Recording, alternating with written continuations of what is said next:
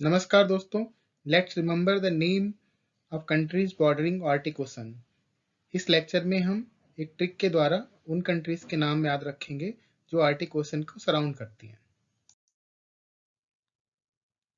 Trick बहुत ही easy है। आप इसको एक सेंटेंस के द्वारा याद रख सकते हैं। Green fish ban to Norway by car. ये आर्टिक ओशन को सराउंड करने वाली 8 कंट्रीज को याद रखने की सबसे इजीएस्ट ट्रिक है। Green fish ban to Norway by car. आप देखते हैं कि ये इन कंट्री से कैसे रिलेटेड है।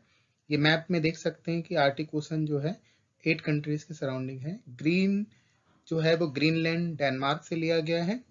एफ फिश जो है ये 3 कंट्रीज को रिप्रेजेंट करती है।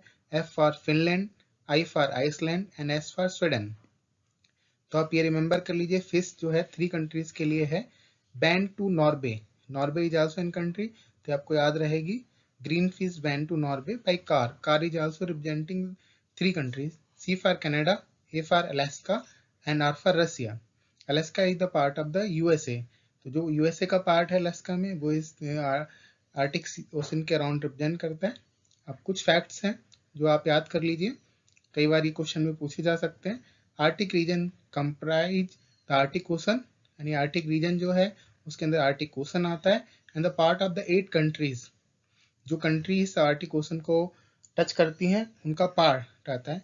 जैसे कनाडा है, डेनमार्क है, नॉर्वे है, Russia, US, Finland, Sweden and Iceland.